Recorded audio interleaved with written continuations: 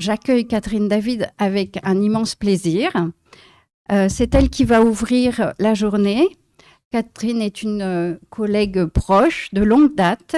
Nous avons travaillé plusieurs années ensemble lorsqu'elle faisait sa thèse à Grenoble, tout en travaillant au Centre universitaire d'études françaises, et lorsqu'elle a été aussi à terre, à la section FLE, comme le sont maintenant Thomas et Dimitra. Catherine est maintenant maître de conférences en didactique des langues et des cultures à Aix-Marseille Université, rattachée au laboratoire Parole et Langage. Elle est aussi directrice du service universitaire des langues. Elle a fait son doctorat en 2013 sur l'agir professoral en classe de FLE multilingue et multiniveau, sous la direction de Jean-Pierre Cuc et Dominique Abry. Et nous avons la grande joie d'avoir Dominique Abry présente aujourd'hui, ce matin, quelqu'un de précieux dans le parcours de certaines d'entre nous.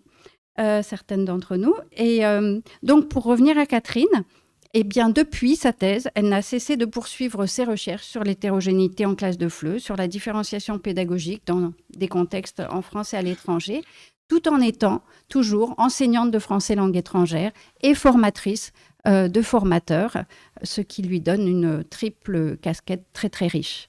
Donc, merci beaucoup, Catherine, d'être là avec nous et puis de nous avoir conseillé au début lorsque nous avons commencé à préparer cette journée. Alors, merci beaucoup, Charlotte, pour cette introduction et je suis ravie d'être ici et de revoir un certain nombre de collègues avec qui j'ai beaucoup de plaisir à travailler et à revoir en dehors même des recherches. Et toujours beaucoup de joie d'être ici à Grenoble et au sein du Lidilem. Donc, en travaillant un petit peu sur cette journée avec Charlotte, Dimitra et Thomas, on a proposé, enfin, j'ai proposé de faire une introduction à l'hétérogénéité, la différenciation en classe de FLE, en reprenant un petit peu la base des notions et surtout d'avoir cette approche notionnelle et afin de pouvoir ensuite laisser la place à mes collègues qui vont entrer de façon plus précise dans les terrains, dans les publics. Donc, je ne vais pas montrer beaucoup de choses qui se font dans les classes parce que, justement, ce sont les collègues ensuite qui le montreront. Donc, moi, je vais vraiment me contenter de cette approche définition, contexte et démarche. Il faut savoir que depuis maintenant 7 ans et demi, je suis à Aix-Marseille Université. Et donc rattaché au laboratoire Parole et Langage, qui a depuis 3 ans maintenant, dans l'axe langue, éducation et apprentissage, un axe consacré à l'hétérogénéité, à la diversité des apprenants. Donc on est plusieurs à s'intéresser à ce sujet-là. Je voudrais juste mettre mon minuteur pour être sûr que je me... Voilà. Alors, voilà. Donc, il y aura 4 parties dans cette présentation et j'ai décidé en fait de décliner le terme d'hétérogénéité à partir de plusieurs entrées. Et on va commencer donc par cette hétérogénéité, l'hétérogénéité des apprenants. Toute classe homogène, toute classe ne peut pas être homogène. En fait, l'homogénéité n'existe pas, ce n'est pas possible puisque nous avons en face de nous des individus. Et donc, l'hétérogénéité constitutive de toute classe. Par hétérogénéité, on a, comme le dit Emmanuel Huvert, une hétérogénéité linguistique, une hétérogénéité sociale et également une hétérogénéité cognitive. Ces 3 types d'hétérogénéité se retrouvent justement à travers ces différents éléments. Dans nos classes de français langue étrangère, on a une hétérogénéité en termes de nationalité, de langue culture, de culture éducative, de niveau de scolarisation, également de niveau dans la langue étrangère. Comme Charlotte l'a dit, je me suis intéressée pendant plusieurs années aux classes multiniveaux, mais également aux besoins. Il ne faut pas confondre les niveaux et les besoins. Certains élèves ont plus besoin de travailler la compréhension orale que d'autres qui auraient plus besoin de travailler la compréhension écrite, et également de compétences numériques.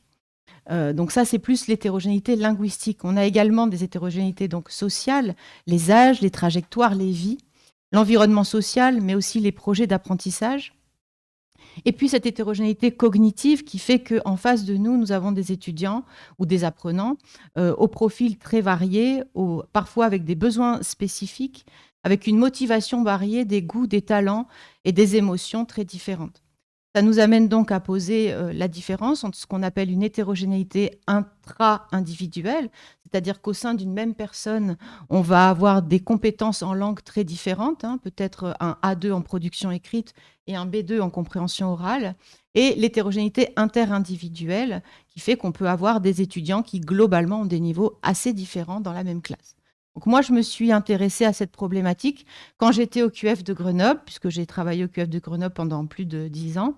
Et Madame Dominique Abry est ici présente et on a beaucoup travaillé ensemble sur la problématique des classes multiniveaux parce que j'avais une classe extrêmement hétérogène qui était la classe des filles au pair. Et tous les vendredis, ces jeunes filles venaient apprendre le français et les niveaux allaient de A1-0 jusqu'à C1+. Donc ça relevait vraiment du défi.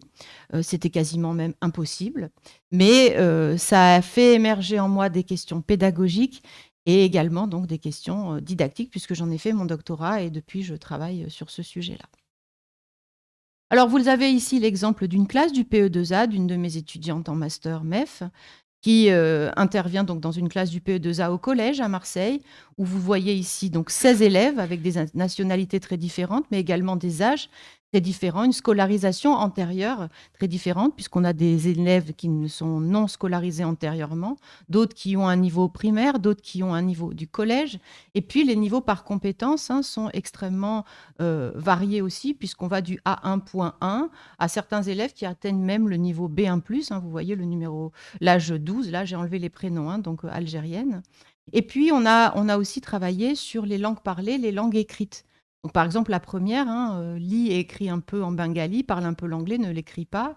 Mais d'autres peuvent lire, peuvent écrire, peuvent parler, mais plutôt peuvent parler, peuvent comprendre, mais ne peuvent pas écrire. Et puis d'autres qui ont une compétence A2 dans les différentes compétences langagières, qui ont un niveau A2. Et puis, celle-ci, c'est ma classe actuellement où je me régale en fait devant cette hétérogénéité. Les niveaux sont moins hétérogènes, mais somme toute, ils le sont parce qu'on a des élèves qui n'ont pas du tout le même niveau entre un B2 et un C1, C2. C'est quand même très, très différent. Et vous pouvez voir ici, c'est mon cours de français sur objectif universitaire. Dans ce cours, on a effectivement des nationalités extrêmement variées. En rouge, nous avons des étudiants qui sont intégrés via un DU Passerelle qui accueille donc des étudiants en exil, qui ont des difficultés aussi particulières. Et nous avons surtout des spécialités extrêmement différentes. Informatique, histoire de l'art, hygiène et sécurité, droit, biologie, génie civil, mécanique, géologie, etc. Donc avec des profils extrêmement variés, une volonté de rentrer dans des licences ou masters aussi, donc avec un niveau d'études extrêmement différent. Et il faut faire avec cette hétérogénéité tous les jeudis après-midi. Et c'est très intéressant. Alors, au niveau de l'approche conceptuelle, puisque je m'étais proposé de rentrer un petit peu plus dans les détails, c'est vrai qu'on parle d'hétérogénéité de façon assez générale, comme ça. Mais en fait, on peut aller un petit peu plus loin dans la compréhension du terme, puisque quand on regarde un article de Puren, et puis quand on réfléchit vraiment à ces notions, on voit qu'elles peuvent se décliner ainsi.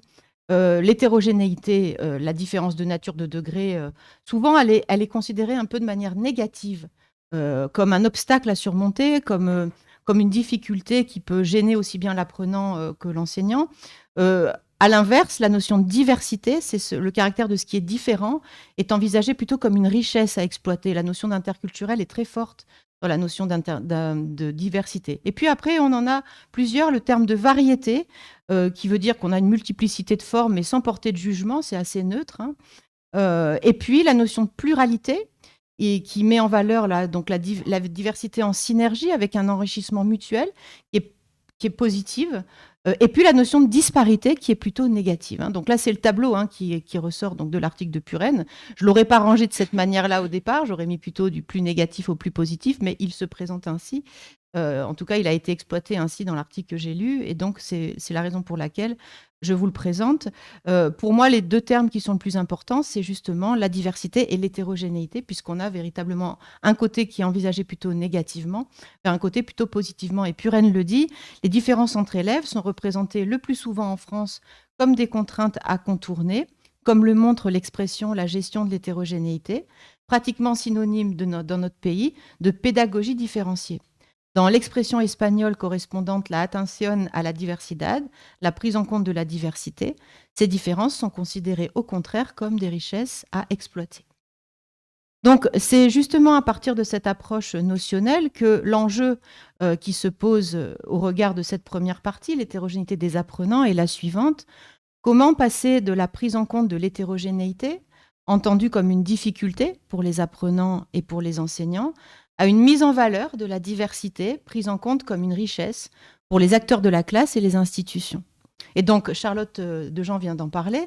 Vous avez là donc c'est la dernière revue qui vient de sortir au cahier pédagogique hétérogénéité, oui, mais comment? Mais si vous observez le dessin, ça donne pas une vision très positive de l'hétérogénéité, puisque vous voyez des apprenants qui sont rassemblés dans un tiroir. Et qui sont donc, qui dit tiroir, dit enfermement, étiquette, etc. La question qui se pose à nous, enseignants, c'est plus de comment on passe de cette hétérogénéité à cette notion de diversité, en même temps unicité, et je rajouterai créativité, parce que finalement, on est au cœur d'un processus créatif. La créativité, par nature, c'est l'art de trouver des solutions nouvelles à des problèmes qui se posent. Et finalement, la différenciation pédagogique dont on va parler plus loin, ou du moins la prise en compte de l'hétérogénéité, interroge cette notion de façon très intéressante, non seulement du point de vue des pratiques enseignantes, que effectivement de ce que l'on peut demander de faire du point de vue de l'apprenant, de ses émotions et des choses qu'il a envie de faire dans la classe et du plaisir d'apprendre. Alors, on a un axe créativité très important à Aix-Marseille Université. C'est quelque chose que nous avons plaisir à travailler depuis plusieurs années, et notamment par notre lien à l'Institut de la créativité qui est présent dans notre université. Et c'est la raison pour laquelle, depuis quelques années, j'associe la problématique de la prise en compte des hétérogénéités, la différenciation à celle de créativité. Voilà pour la première partie sur l'hétérogénéité des apprenants. Alors, cette hétérogénéité des apprenants, bon, alors, de façon générale, comme on l'a dit, toute classe est hétérogène, mais on s'aperçoit que finalement, il y a une très, très grande variété de contextes. Enfin, les contextes, ici, ça va être entendu comme tout simplement les conditions institutionnelles dans lesquelles, il faut mettre un pluriel, les apprenants apprennent la langue. Donc, on ne va pas rentrer dans les débats autour de la notion de contexte. Mais finalement, on s'aperçoit que déjà, les publics sont très différents. Adolescents, enfants, adultes, en France comme à l'étranger, avec des dispositifs qui sont proposés, qui sont très différents. L'hétérogénéité dans les centres de langue, aussi bien en France comme à l'étranger, on l'a vu, hétérogénéité de nationalité, toutes les hétérogénéités qu'on a vues sont là. Il nous arrive d'avoir des classes multiniveaux aussi, comme je l'ai montré. On a également donc cette hétérogénéité des niveaux qui est présente dans le primaire et le secondaire à l'étranger. Donc finalement, vous avez des enfants qui sont non seulement étrangers, qui sont scolarisés dans des lycées francophones. Donc forcément, ça fait un peu comme les élèves allophones ici dans les... Oula, pourquoi il fait ça ? Je me suis trompée de minuterie, c'est pas grave. Et également, le primaire, le secondaire à l'étranger, tout simplement une hétérogénéité des enfants qui apprennent le français dans un collège, par exemple, où la langue est la langue anglaise. Donc, on a cette hétérogénéité des niveaux-là. J'ai beaucoup rencontré aussi les enseignants des classes bilingues, ou des classes d'immersion, ce qui n'est pas tout à fait la même chose. Les classes d'immersion, donc ça commence déjà dès la petite enfance, où on met les enfants déjà dans la langue française pour étudier, et en même temps il y a une autre langue. Mais donc forcément, il y a des enfants qui parlent français dans leur famille, et ils sont là avec des enfants qui ne parlent pas du tout français. Et déjà tout petits. Donc ça demande aux enseignants de déployer des stratégies pour arriver à intégrer tout le monde. En revanche, les classes bilingues, c'est différent. Les classes bilingues, c'est forcément, il y a des cours, par exemple, en finnois, puisque moi, j'étais dans des classes bilingues en Finlande. Et puis, il y a des cours en français. Et là encore, il y a une grande hétérogénéité. Alors, bien sûr, cette hétérogénéité dont on a parlé tout à l'heure, sociale, cognitive, linguistique, elle est présente partout. Mais dans les classes bilingues et dans les classes d'immersion, ce sont des classes qui m'intéressent tout particulièrement parce qu'il y a une grande hétérogénéité de niveau dans les classes. Également, une hétérogénéité dans les cours disciplinaires à l'université. Alors ça, c'est un nouveau terrain que je découvre depuis peu. On est dans un projet de collaboration avec les départements de l'université en Égypte. Et là, on se rend compte que les professeurs, pour certains d'entre eux, n'ont pas eu la formation FLE, mais ce sont au départ des professeurs de traduction, de linguistique et de littérature. Et jusqu'à présent, ils avaient, comme grande majorité parmi leurs étudiants, des élèves qui avaient fait des études dans les lycées francophones. Donc, ils n'avaient pas de problème pour suivre un cours de littérature, pour suivre un cours de traduction, un cours de linguistique. Aujourd'hui, le public a changé. Ces professeurs se retrouvent non seulement avec des élèves qui viennent de lycées francophones, donc qui sont quasiment bilingues, mais avec une majorité aujourd'hui d'élèves, parfois A1, A2, dans des cours qui sont censés être des cours de littérature du XVIe siècle ou des cours de linguistique de niveau licence. Et donc, ils ont vraiment beaucoup de difficultés pour gérer cette hétérogénéité des niveaux. Ensuite, on a encore, on a bien sûr les classes du PE2A dont on va nous parler aujourd'hui, et puis les classes ordinaires qui accueillent des élèves nouvellement arrivés en France, les élèves allophones, où là, comme vous l'avez vu dans le tableau que j'ai présenté, il y a une très grande hétérogénéité. Aussi bien, enfin, toutes les hétérogénéités sont représentées là.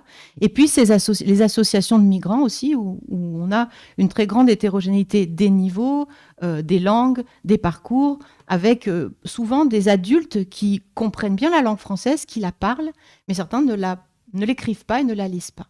Voilà. Donc, on est confronté à ces hétérogénéités linguistiques, culturelles, sociales, scolaires et cognitives, avec une hétérogénéité de niveau très importante.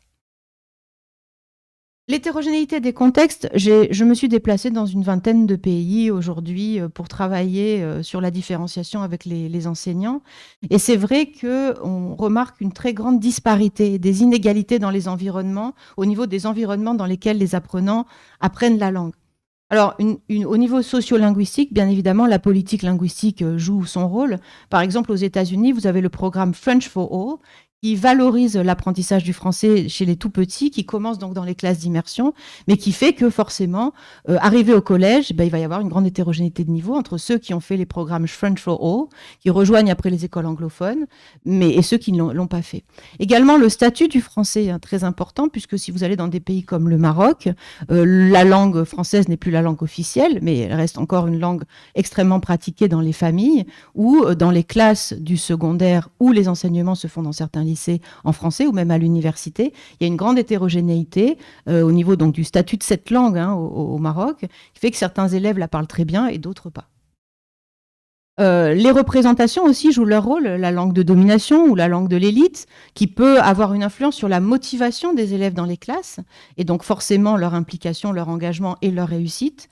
La proximité langagière aussi, si vous allez en Italie, eh bien, on va avoir bien sûr un manuel qui est imposé dans certains instituts français ou Alliance française ou même dans certaines écoles, mais on se rend compte que le manuel, il n'est pas adapté parce qu'il il va trop lentement en compréhension orale. Alors, des disparités, des inégalités aussi au niveau des établissements, les programmes scolaires, les conditions de travail, l'aménagement des espaces, le matériel qui est proposé, qui fait que les enseignants n'ont pas les mêmes moyens pour gérer cette hétérogénéité. Au niveau des enseignants aussi, ils n'ont pas les mêmes attentes, ils n'ont pas le même répertoire didactique, ils n'ont pas les mêmes cultures d'enseignement et n'ont pas accès à la même tous à la formation continue. Je vous ai mis un schéma ici qui est proposé par Christian Puren qui montre bien qu'en fait, en fonction des pays, il y a des pays pour lesquels il y a une centration sur l'enseignant. C'est l'enseignant vraiment qui est très important pour mettre en place des pratiques de différenciation. Et tout repose en fait sur son travail et sur l'agir professoral, alors que dans certains pays, plutôt des pays du Nord, on a cet apprentissage open learning qui fait que ce qui est important, c'est de rendre véritablement les élèves autonomes. Donc les enseignants n'ont pas du tout les mêmes attentes et les mêmes manières de gérer l'hétérogénéité. Enfin, les ressources, vous avez pas mal de manuels multiniveaux qui sont centrés sur une compétence, sur un objectif langagier, par exemple des ouvrages de phonétique ou des ouvrages de grammaire qui peuvent permettre aux apprenants de travailler du niveau A1 au niveau B2.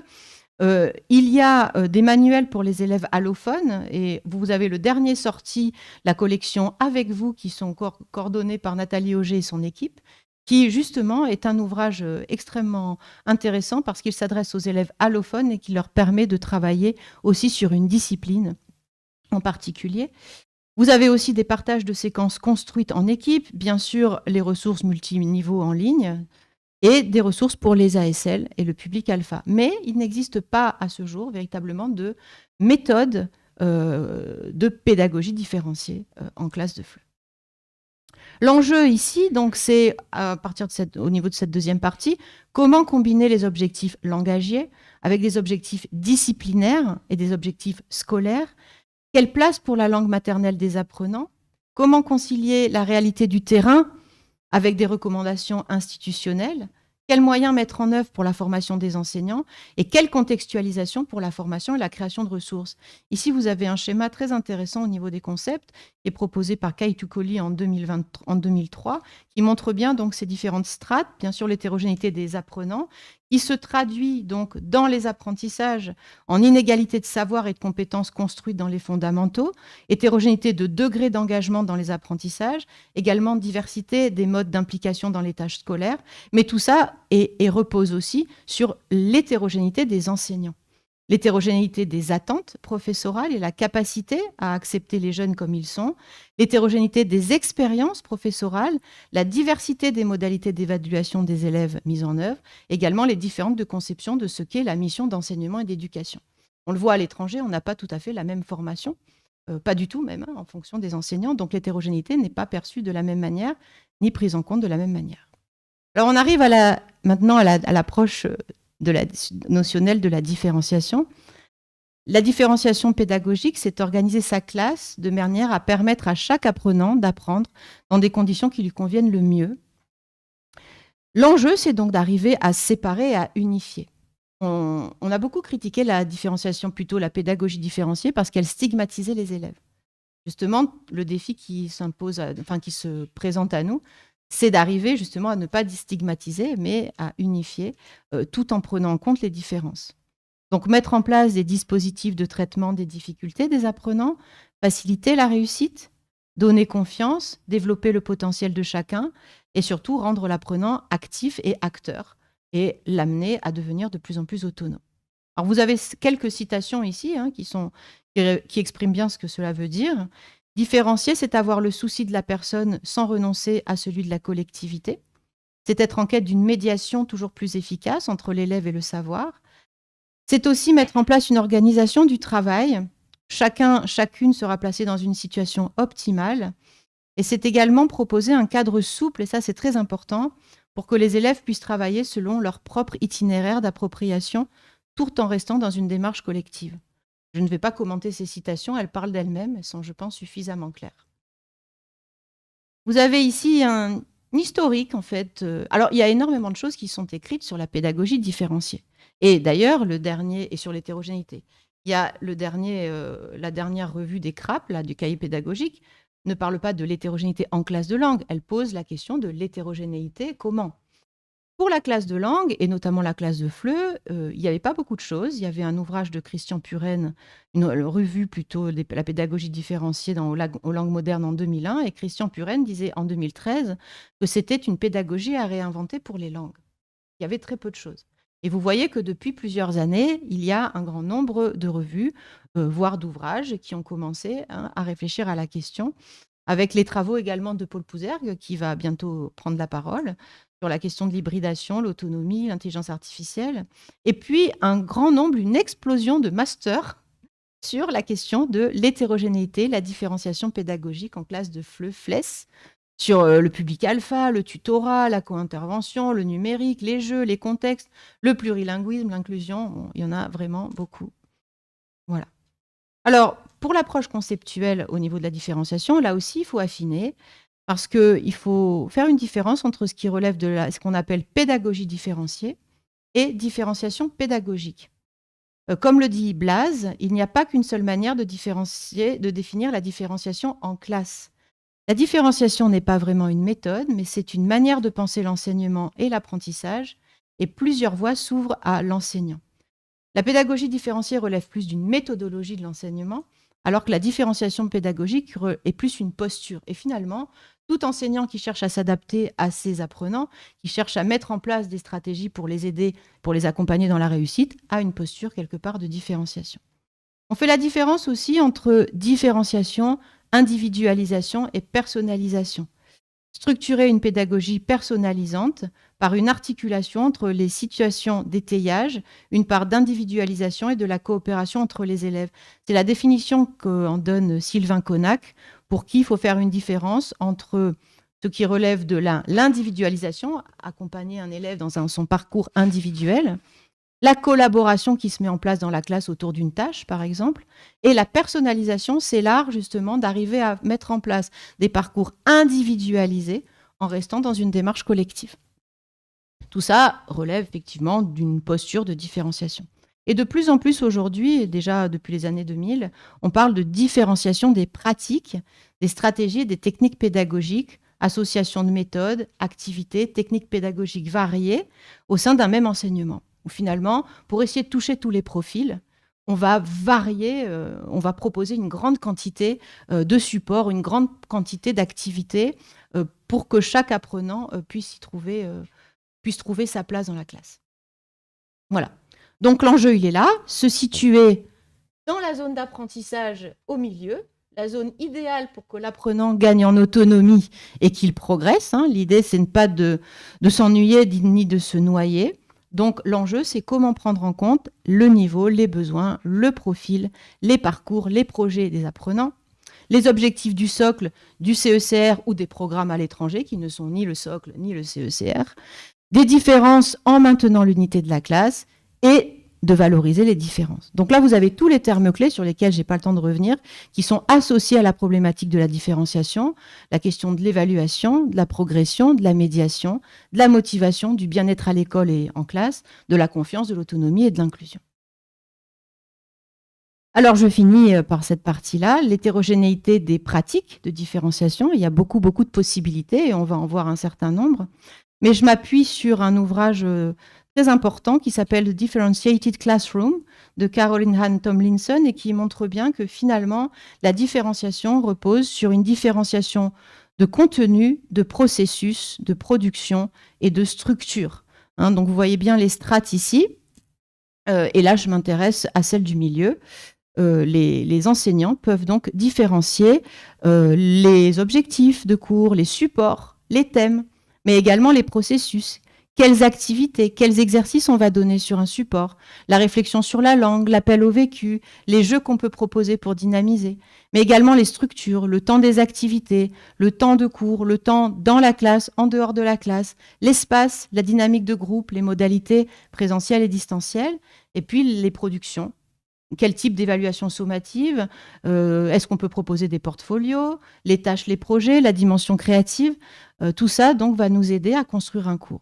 Les leviers vont déboucher sur des démarches que beaucoup de gens connaissent ici parce que j'en ai déjà parlé plusieurs fois, qui sont donc la démarche de variation qui se présente ainsi. Vous donnez un texte et puis sur ce texte authentique que j'utilise depuis très longtemps parce qu'en fait, il est très parlant.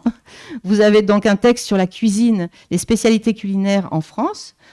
Et puis, on va décliner donc la compréhension écrite de ce texte en proposant des questions de niveau variable. Donc, l'idée n'est pas de lire ici, mais de voir la présentation. Donc, c'est cette première démarche qu'on appelle la démarche de variation. Et puis, une autre démarche, celle de variation, de différenciation, que j'ai gardée aussi parce qu'on est en pleine période de Pâques et qui marche encore très bien, qui est présente dans le livre qu'on a écrit avec Dominique Abré en 2018, sur les fêtes en France, où là, autour des fêtes, on va vous proposer des îlots, on va proposer aux apprenants des îlots, un îlot de production écrite, un îlot de compréhension écrite, un îlot de compréhension orale, proposé à différents niveaux, ce qui va permettre aux apprenants, dans le même laps de temps, de travailler des compétences différentes en fonction des niveaux différents. Voilà, donc tout ça, au niveau des structures, pour pouvoir unifier et séparer en même temps, va reposer sur une réflexion sur la dynamique de groupe.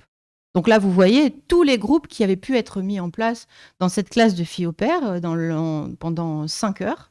Et puis ici, une alternance entre les moments en classe entière, les moments de groupe de niveau, j'aime pas cette expression, mais les moments de travail à son niveau sur la même et les moments où il y avait donc du tutorat.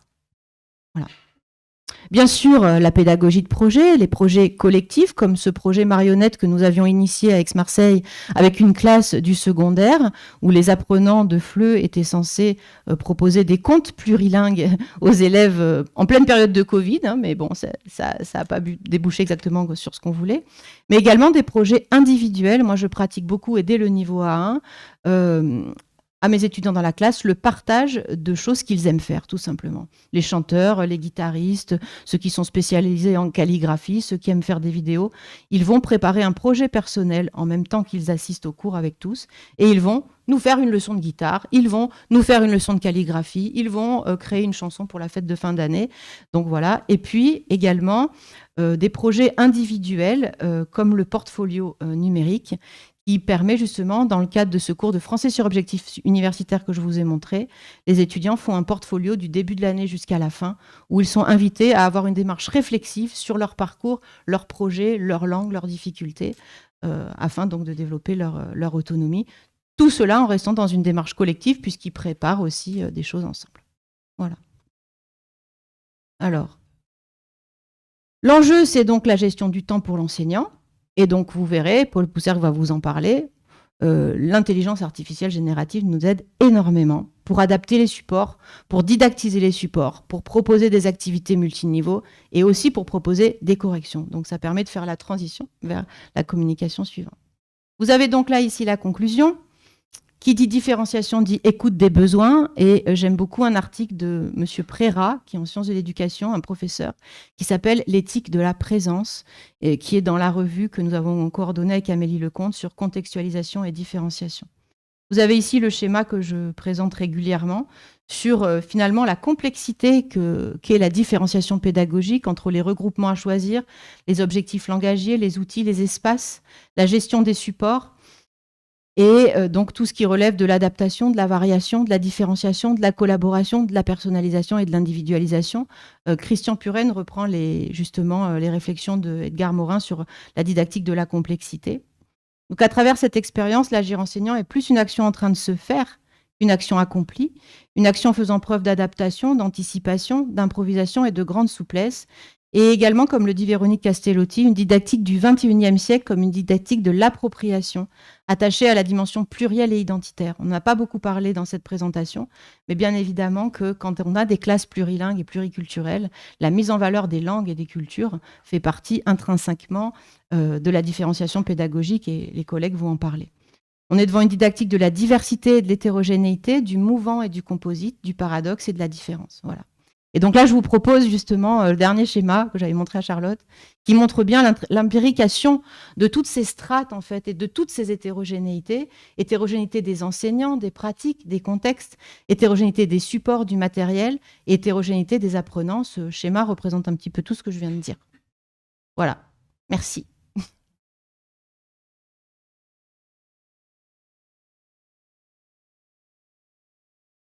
Pardon, j'ai dépassé un peu. Merci beaucoup, beaucoup, Catherine. Alors, je mets maintenant ton nom devant toi. Voilà. Alors, merci. Hein, c'était très chouette d'avoir ce cadrage général. Est-ce qu'il y a déjà des questions dans la salle ?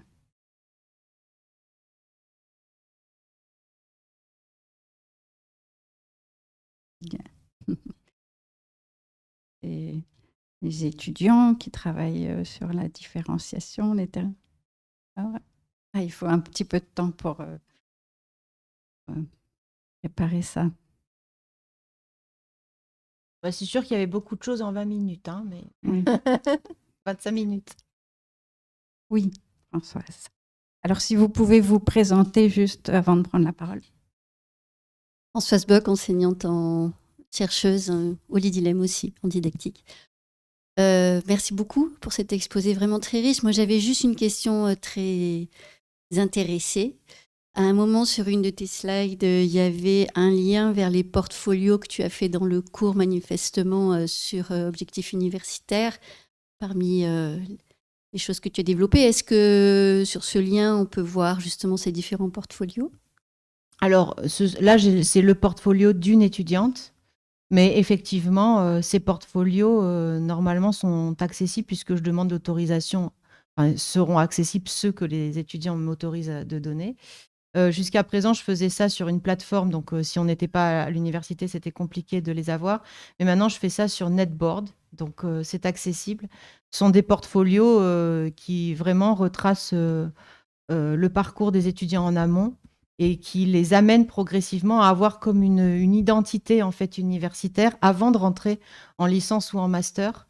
Donc qui croisent, oui, si tu veux, je pourrais te les partager. Après, je sais pas si vous voulez qu'on en montre rapidement un, mais en tout cas, c'est possible de partager ces portfolios ultérieurement. Il y a vraiment de tout. C'est très personnalisé. Il y a à la fois le CV, la lettre de motivation, l'exposé préparé. Voilà. Donc pour le cours de français sur objectif universitaire, j'en ai pas trop parlé ici parce que j'ai pas le temps. Mais en fait, je donne une thématique transversale. Là, cette année, j'ai donné la thématique de la Méditerranée. Donc, quand on donne une thématique comme celle de la Méditerranée, tous les étudiants vont pouvoir trouver quelque chose d'intéressant à faire.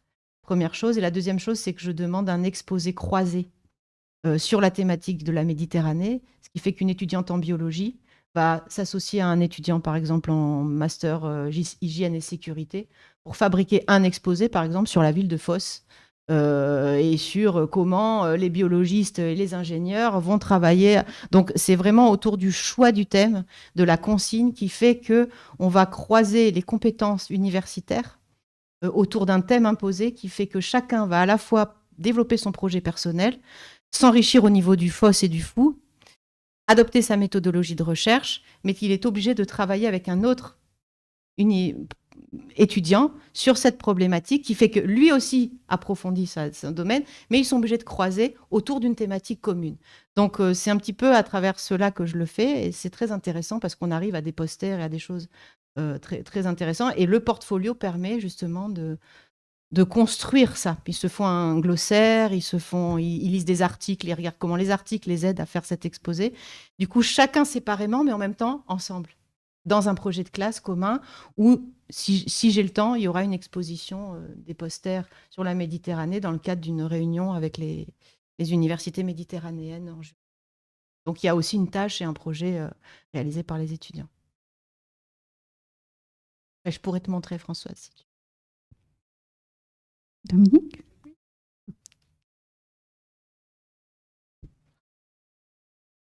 Bon, je suis Dominique Abry. Je voulais te remercier parce que vraiment, c'est vraiment très brillant et puis très riche, hein. Je pense que pour les étudiants, c'est un petit peu engloutissant. Moi, je voulais savoir si, avec les années, il y avait peut-être des choses que tu dirais autrement dans ta thèse par rapport à ce que tu as dit. Est-ce que justement l'approfondissement que tu as fait que tu as un regard qui s'est affiné et il y a des choses que tu changerais légèrement, ou pas du tout. Par exemple, l'inverse. Et puis, la deuxième question, c'était par rapport aux 4 capacités. Est-ce que les résistances, c'était mieux de l'hétérogénéité, est plus grande pour les capacités de compréhension et de production? Alors, pour la première question, peut-être la deuxième, il faudra que tu me la reposes. La première question, j'ai évolué parce que aussi la réflexion sur la pédagogie différenciée a évolué. Et donc, au niveau, j'ai évolué pour 2 raisons. C'est parce que j'ai travaillé aussi avec des enseignants-chercheurs, des chercheurs, justement sur la question de l'autonomie. Paul va en parler. Donc, on a beaucoup travaillé sur la question de l'autonomie, sur la question des portfolios, sur la réflexivité des apprenants, la métacognition. Donc, de plus en plus, je m'intéresse bien sûr aux pratiques de classe, tout ce qu'on monte, la différenciation, variation, c'est un peu la base si on veut prendre en compte l'hétérogénéité des niveaux. On construit des supports qui permettent à chacun de se repérer au niveau de leurs compétences langagières. Mais la première chose, c'est que de plus en plus, je m'intéresse à l'engagement en fait de l'apprenant, à sa capacité à développer des stratégies pour essayer de trouver lui-même ses propres ressources. Ça, c'est la première chose, et j'en parle pas trop parce que Paul va en parler. Et la deuxième chose, c'est que je m'intéresse de plus en plus à la créativité. La problématique de la différenciation, c'est une problématique qui est une problématique de confiance finalement. Et la confiance est liée aux émotions. Et les émotions sont liées au plaisir d'apprendre. Et le plaisir d'apprendre est lié à la créativité. Si on fait des choses qui nous motivent, qui nous plaisent, qui engagent nos émotions positives, forcément, on va trouver du sens à faire ce cours, même si le niveau de difficulté parfois est trop élevé, ou même si on a tendance à s'ennuyer un peu sur les compétences langagières. À partir du moment où on fait quelque chose de personnel, qui nous motive et qui touche le cœur et l'esprit, on va faire des choses très intéressantes. Et c'est pourquoi je m'intéresse de plus en plus, non seulement aux trajectoires, aux récits de vie, mais aussi à ce que les élèves ont envie de faire. Et que la langue n'est pas seulement une matière à apprendre, mais on vit avec la langue. Et que c'est que dans cette perspective créative qu'on va vraiment leur donner la possibilité d'être eux-mêmes dans la classe, quel que soit le niveau, quels que soient les supports qu'on va donner, il faut trouver un moyen. Donc je m'intéresse de plus en plus finalement à tout ça, en plus des démarches, on va dire des techniques pédagogiques. Et peut-être pour rebondir là-dessus, effectivement, ça me semble très intéressant de pointer à la fin que la différenciation, c'est aussi proposer, comme tu l'as fait, aux étudiants de présenter quelque chose qui leur tient à cœur, une compétence, un thème, et même si c'est un travail individuel, mais qui va être présenté à tous. C'est partagé. Et ça a été fait en A1, quelque chose que j'avais jamais tenté, mais vraiment très intéressant, même à des élèves A1, dès le début de l'année, je les prends en entretien individuel et je leur dis « Qu'est-ce que vous aimez dans la vie ?» Déjà, ils me regardent comme ça et ils me disent et finalement, non, ça c'était des B1. Les A1, j'ai fait autre chose. Mais qu'est-ce que vous aimez dans la vie ? Ils me disent, ils ont l'air un peu surpris que je leur pose la question. Qu'est-ce que vous avez envie de faire avec le français, à part vos études ? Et là, petit à petit, ça émerge. Moi, j'aime la guitare. Je suis guitariste. Alors, tu veux quoi ? Je suis prof de guitare dans mon pays. Le challenge, le défi, ça sera qu'à la fin de l'année, au bout de 3 mois, tu vas nous faire un cours de guitare de niveau débutant. Donc, ils travaillent vraiment pour se faire plaisir. Une autre avait été passionnée par la diversité qu'on voit à Marseille et elle adorait faire des vidéos. Donc, elle nous a carrément fait un beau film pour nous représenter la diversité marseillaise. Et après, chaque fois, vers la fin de l'année, les étudiants présentent et partagent. Une autre nous a initié à la calligraphie persane, par exemple. Bon. Mais tout ça demande vraiment de travailler. Et donc, la question, c'est comment le cours va enrichir aussi le développement de cette créativité.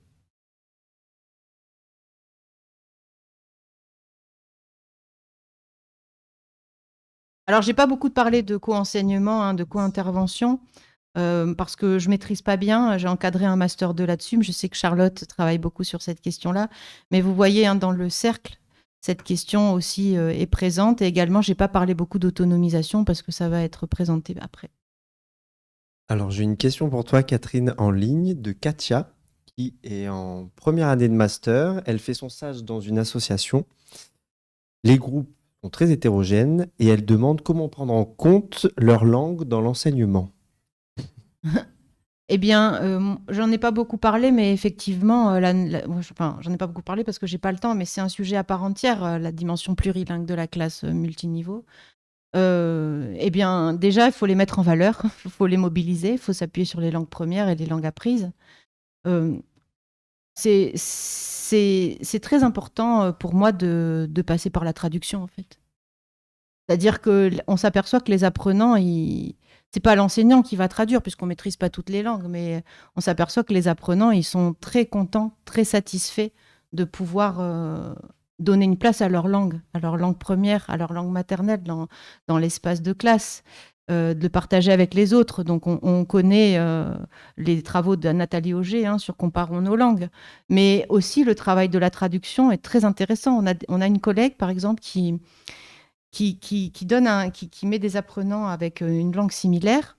Elle donne un petit texte pas difficile à traduire, par exemple, à la première étudiante turque. Et l'étudiante turque va donner le texte à sa autre collègue turque pour que l'autre collègue turc traduise le texte en français.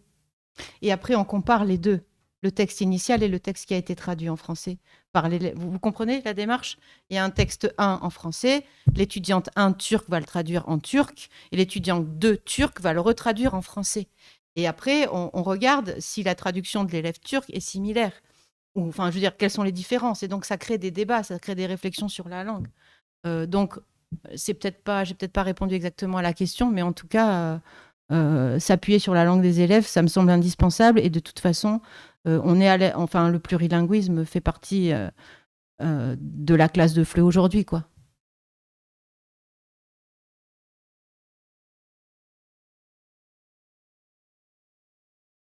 Oui, donc de toute façon, ce sera un thème réabordé dans le cadre de Oui. la journée, Ben oui. notamment par Fanny Laplanche Ben lors de la dernière intervention. On est arrivé à la fin de cette première...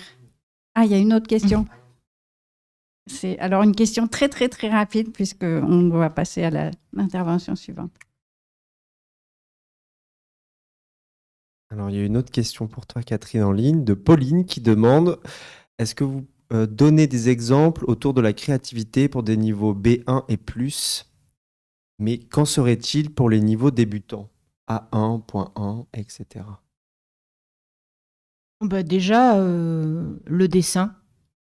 Le dessin fait énormément de choses, permet de faire énormément de choses.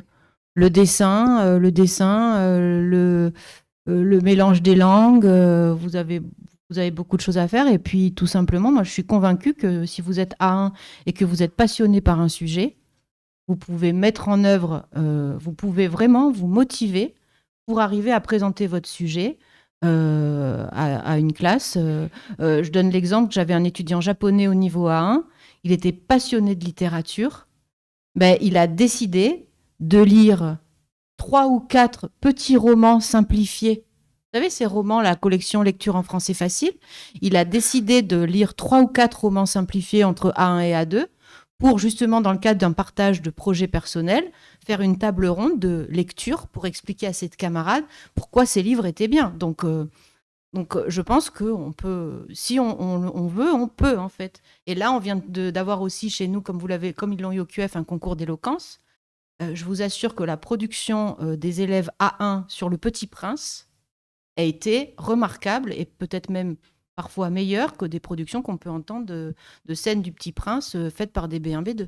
Parce qu'ils étaient vraiment motivés. Donc, je pense que la notion de partage, la notion de tâche engage donc une diffusion, une visibilité, enfin un partage avec d'autres. Et donc, voilà, la notion d'engagement est de plus en plus importante. Je sais que dans la salle, il y en a beaucoup qui travaillent là-dessus.